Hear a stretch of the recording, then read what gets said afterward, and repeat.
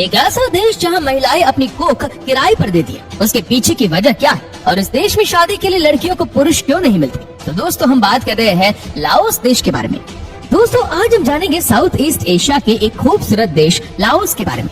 कहते हैं युवाओं को यहाँ की महिलाओं की सुंदरता, सस्ती शराब, टूरिस्ट प्लेस और इनका चौंका देने वाला कल्चर अपनी ओर खींच लाता है। इस देश के लोग पैसा तो कमाते हैं लेकिन जोड़ते कभी नहीं, जितना कमाते हैं सारा खर्च कर देते।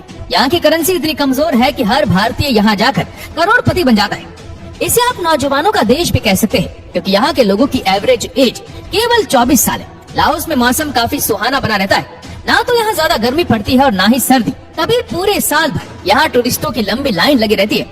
इस देश में लाओटियन कीप चलता है जो भारत के केवल 0.0049 पैसे के बराबर है। अगर कोई भारतीय 1000 रुपए वहाँ की करेंसी में चेंज करवाता है तो वो 1000 रुपए 2,05,000 कीप बन जाते हैं। इसीलिए तो हर भारतीय लाओस में करोड़पति कहलाता है और यहाँ की महिलाएं इन पर फौरन आकर्षित भी हो जाती है।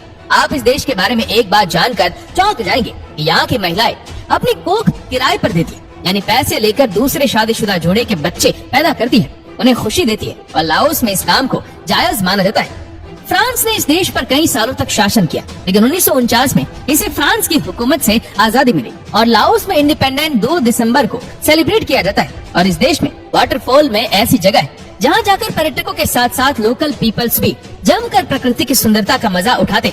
झरने से गिरता पानी, हरे भरे पेड़ और मन की शांति लोगों को इस स्पॉट पर खींच लाती है। इसके अलावा राजधानी में मौजूद एक बौद्ध मंदिर है, इसके कुछ हिस्से गोल्ड से भी बनाए गए और लाओस में ये घूमने का एक केंद्र है। इसे temple of the golden city भी कहा जाता है जो उत्तरी सिरे पर मौजूद है। इसे सेठ किरत ने 1559 में बनवाया था।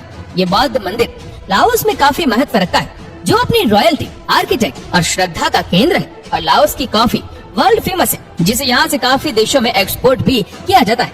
यहाँ के घने जंगल नेचुरल पार्क इतने शानदार है कि टूरिस्ट इनमें जंगली जानवरों को अपनी आंखों के सामने देखने का सपना पूरा कर लेते हैं। लाओस का नेशनल एनिमल हाथी है। यहाँ के झंडे का लाल रंग इस देश की आजादी में शहीद हुए लोगों को दर्शाता है।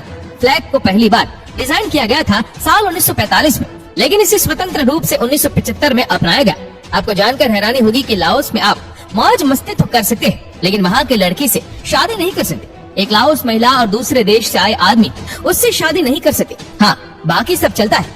अगर किसी आदमी को थाईलैंड जैसे मजे एकदम कम पैसों में लेने हो तो लाओस की यात्रा जरूर करें। लाओस देश आता है साउथ ईस्ट एशिया के हिस्से में। इसके पड़ोसी देश म्यांमार, चीन, कंबोडिया, वियतनाम और थाईलैंड जैसे देश है। यहाँ आपको अनगिनत हाथी देखने को मिलेंगे, इसीलिए इसे कंट्री ऑफ एलिफेंट के नाम से भी जाना जाता है। ऑफिशियली लाओस को People's Democratic Republic of Laos कहा जाता है। ये देश 2,36,800 स्क्वायर किलोमीटर में फैला हुआ है और एरिया के हिसाब से ये दुनिया का 22वां बड़ा देश है। लाओस की कुल आबादी 74 लाख है। यहाँ के 66% लोग बौद्ध धर्म को मानते हैं जबकि 30% में यहाँ के प्राचीन धर्म आते हैं और 1.5 में ईसाई के साथ साथ बाकी के रिलीजन है। लाओस के 35% लोग शहरों में रहते हैं जबकि 65% आज भी गाँव में रहना पसंद करते हैं। तो दोस्तों आपको लाओस देश के बारे में जानकारी कैसी लगी हमें कमेंट करके जरूर बताएगा।